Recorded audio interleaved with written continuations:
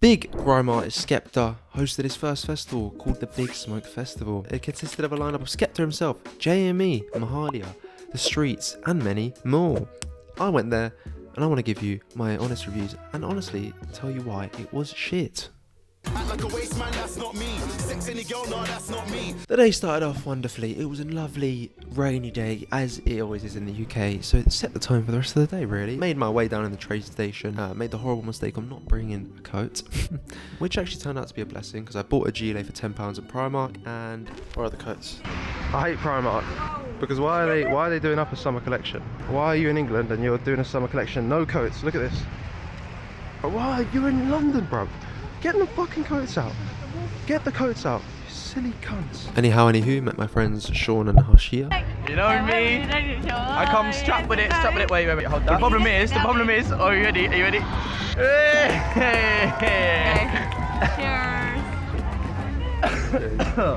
I'm not drinking. You don't want any? I'm chilling. That's Is it good though? It's good. Do that? I don't like Have one sip. Have one sip. I'm having a sip. No, what? Peer I'm not pressure doesn't having a sip. exist, bro. Drinking alcohol bad. Went in, got past security checks, and problem number one, the security. I could rant to you for about half an hour, but I'm going to try and keep this as short as possible. We went through security checks. I had my camera on me, and then this tiny one here. But this camera that I'm using right now was the main problem. I went through, they checked the camera, they said it was okay. And obviously in the moment, I was like, I know the camera's allowed. Went through the check, and I was laughing. I was like, that dickhead was going to take my camera.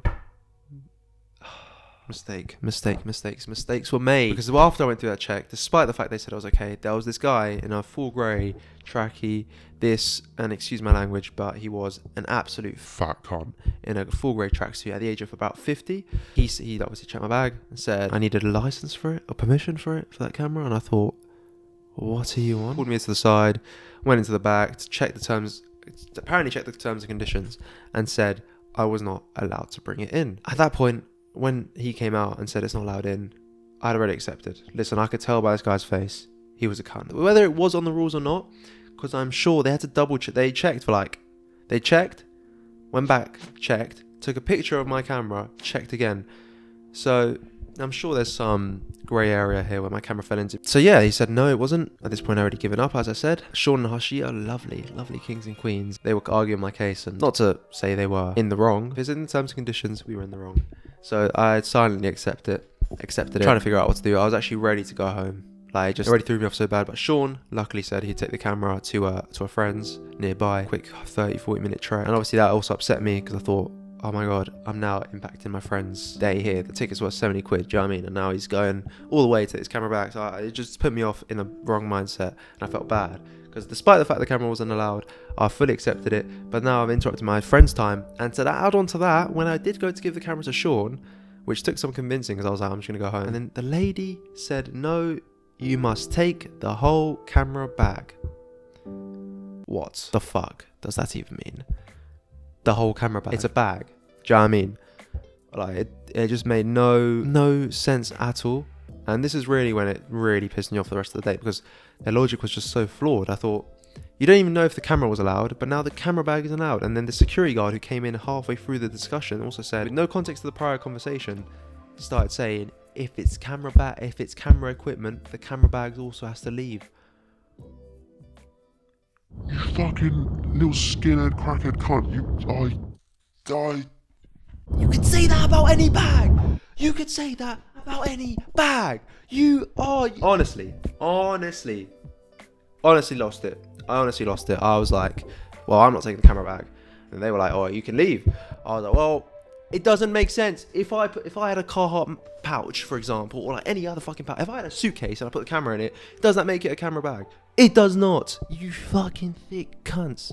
Alright, they were all thick. They didn't even know the rules. That's what pissed me off. I thought you're just being disrespectful now. I'm trying to explain to you that the bag, I don't want to carry it on my person. Take the camera. The camera is leaving.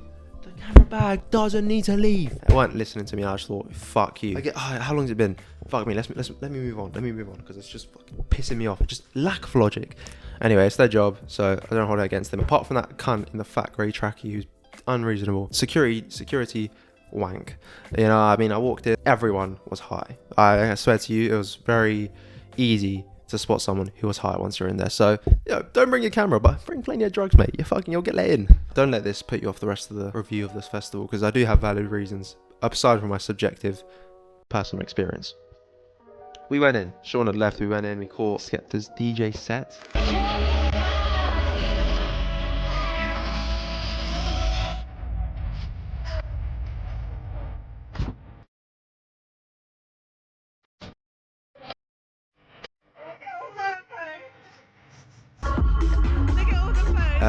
And despite the fact that we went in late, he was still going on, and as occurred, we realised that the whole set list is now delayed because they must have had problems before we got in. Can't have it delayed, mate. What the fuck is that? Shit planning, because then you'll see why, because later on it affected other things. Anyway, the performance was great. Oh, let's talk about the music itself. The deck was great. The DJ set was great. I don't want to keep saying deck. The DJ set was great. After that, we went upstairs, watched Lancey. I don't even know his name. I'll put it up on screen.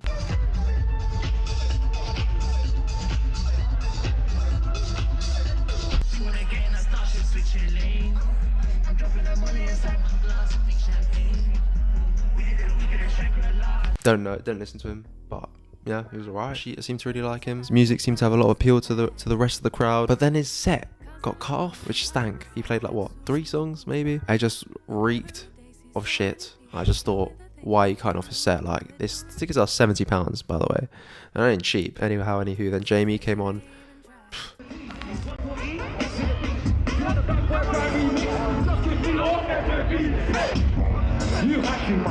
I don't see you back too much.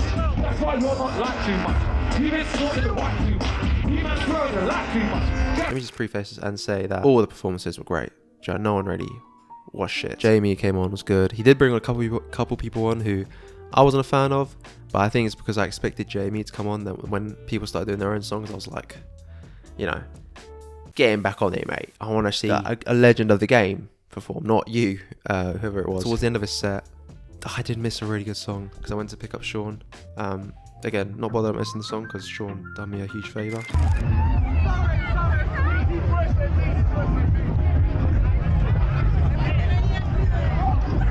That's the vibes. Yeah, we caught YG Marley. It was alright. Don't really listen to his music, whatever. But then we left. I think then we caught Mahalia, or maybe those two were the other way around, I'm not sure.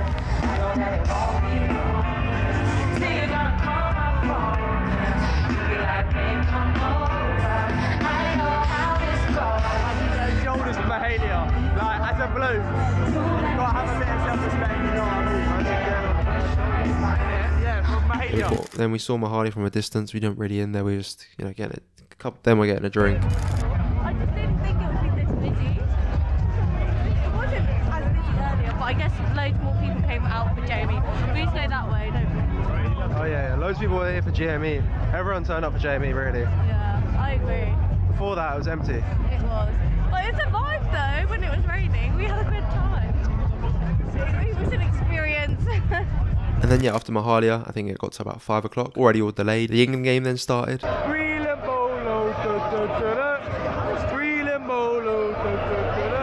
that was the worst choice. I think that's what really nailed in the coffin for me. It was just poor planning. Already behind, and now you put on something more boring. Probably England's fault, for playing so shit. But beside that, you should just poor planning. I must say, it's just when I found out they were doing it, I was like, fair enough, they're doing it. I guess I don't miss it. And then I was watching it and I realised why they shouldn't have done it, because that shit was boring. We were in the line to get food for £14, right, for about the whole of the second half. That says how long the line was. That also shows you how many people were so disinterested from the game. They lined up to get food and they did not care for a whole 45-50 minutes. It's good play again though from England in terms of the press and getting it right in the press and higher up the park. Look, you can see how many men they've committed forward. I think we were in the line for an hour for food we ate in 2 minutes, and that was still more fun than the whole England game. The only part of the England game that saved itself was, I guess, the penalties. Penalties, just get over and done with. Just get it, just end the game. Cole Palmer goes first.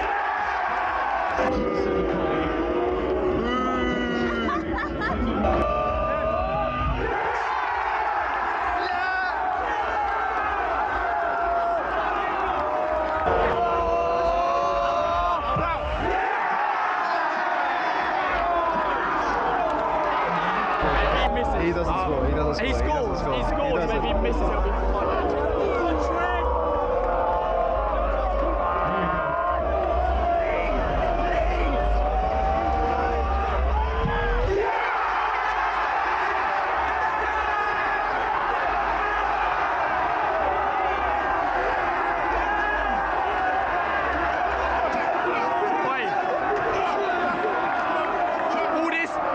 To lose in the final, cringe. But yeah, then obviously the streets came on.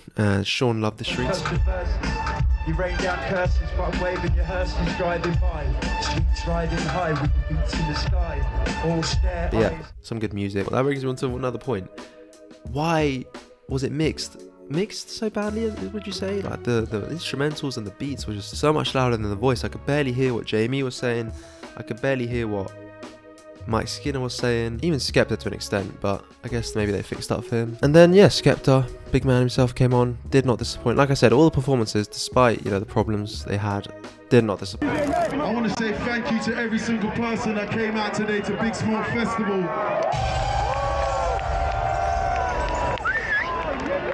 This is the inception. You'll never catch me doing a We will be back next year. I'll do it. Fuck it. Bigger and better. That's not me. You didn't want the camera. We got the camera in. You didn't want the camera. We got the camera in.